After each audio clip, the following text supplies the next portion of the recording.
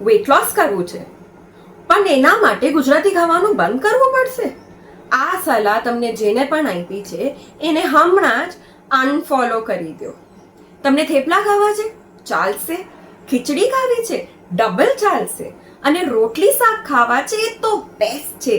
ગુજરાતી ખાવાનું પ્રોબ્લેમ છે જ નહીં, પ્રોબ્લેમ છે તમારી પ્લેટનું બેલેન્સ. તો આપણે હવે જોઈએ એ બેલેન્સ કેવી રીતે લાવીએ. અડધી પ્લેટ શાકભાજીથી ભરી નાખો, જેમાં તમારું શાક અને સેલેડ બેવ આવી જાય.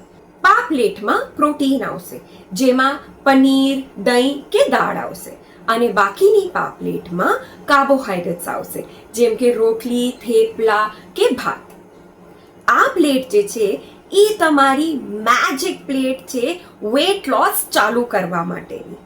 તો ગુજરાતી ખાવાનો પ્રોબ્લેમ બને ક્યારે છે? જ્યારે આપણા ખાવામાં તેલ અને સાકરનું પ્રમાણ વધી જાય છે, જ્યારે તળેલું ખાવાનું રોજ આવે છે, સન્ડે ફેસ્ટિવલના ડેની જેમ મનાવીએ છીએ, અને તમારા પ્લેટમાં 0 પ્રોટીન આવે છે. તો હું છું શ્રદ્ધા ગણિત, તમારી ગુજરાતી ન્યુટ્રિશનિસ્ટ. અગર તમને આવા જ ગુજરાતીમાં સિમ્પલ ટિપ્સ જોઈએ છે તો મને ફોલો જરૂર કરજો.